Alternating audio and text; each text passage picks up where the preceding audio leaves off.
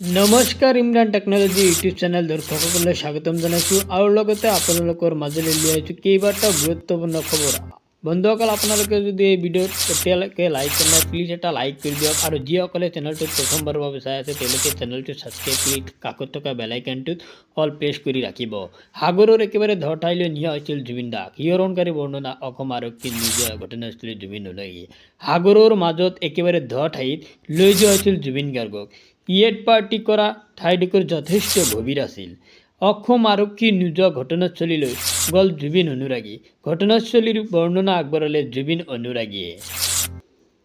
চিকিৎসক আৰু ভাল ছুইমাৰলৈ যোৱা হ'লে জুবিনৰ মৃত্যু নহ'লেহেঁতেন। ছিংগাপুৰত ইয়েট পাৰ্টি মানে ডাঙৰ পাৰ্টি। ইয়েটত যোৱা আটাইকেইগৰাকীয়ে ভালকৈ সাঁতুৰিব নাজানে। জুবিন গাৰ্গৰ দৰে মহান শিল্পীক গুৰুত্ব নিদিলে খুব জুবিন অনুৰাগী।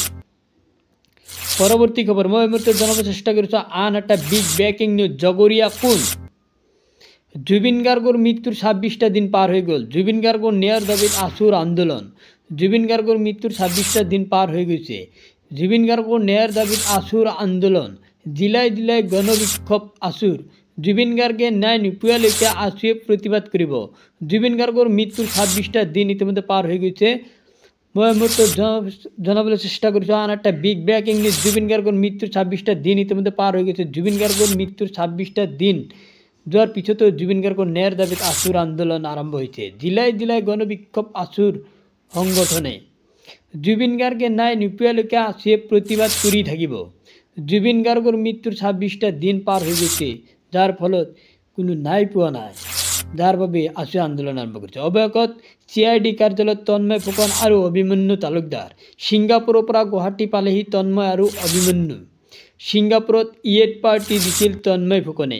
অভিমন্যু তালুকদাৰ ছিংগাপুৰ অসম এছ'চিয়েশ্যনৰ সভাপতি আছিল। অভিমন্যু তালুকদাৰ ছিংগাপুৰ অসম এছ'চিয়েশ্যনৰ সভাপতি আছিল। জুবিন গাৰ্গক কেনেকৈ লুটিপুটি খাইছিল অনা অসমীয়া সিদ্ধাৰ্থই? ক'ত কি সম্পত্তি কৰিছিল? SITয়ে জেৰাত অৰ্থনৈতিক লুণ্ঠনৰ কথা স্বীকাৰ কৰিলে সিদ্ধাৰ্থ শৰ্মা। সিদ্ধাৰ্থ শৰ্মাৰ ফেক্টৰীত কি হৈছে? জুবিন গাৰ্গক লুটিপুটি কিদৰে হৈছিল কোটি কোটি টকা সম্পত্তিৰ মালিক? ইতিমধ্যে সিদ্ধাৰ্থ শৰ্মাৰ সম্পত্তিৰ তালিকা হাতত পৰিছে SITয়ে। 2014 চনত চাইকেল চলাই ঘূৰি ফুৰা সিদ্ধাৰ্থ শৰ্মাই কেনেদৰে হ'ল কোটি টকাৰ মালিক? জেৰাত এই উত্তৰ বিচাৰিছে SIT দলে। ছয়গাঁৱৰ ভটেলিং ফেক্টৰীত অভিযান চলাইছে SIT দলে। জুবিন গাৰ্গৰ পৰা কিদৰে টকা আত্মসাৎ কৰিছিল ধুৰন্ধৰ সিদ্ধাৰ্থ? SIT দলে ক্ষিপ্ৰতাৰে চলাইছে তদন্ত। সিদ্ধাৰ্থ শৰ্মাৰ প্ৰতিটো সম্পত্তিৰ বিৰুদ্ধে SITয়ে চলাব অভিযান। SITৰ জেৰাত অৰ্থনৈতিক লুণ্ঠনৰ কথা স্বীকাৰ সিদ্ধাৰ্থ শৰ্মা।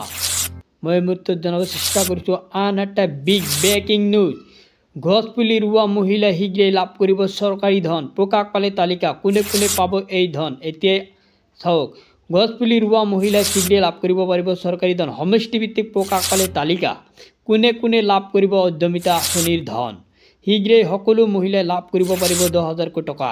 আগষ্ট মাহত 5টাকৈ সমষ্টিৰ বাছনিভুক্ত মহিলাই লাভ কৰিব 10,000 টকা।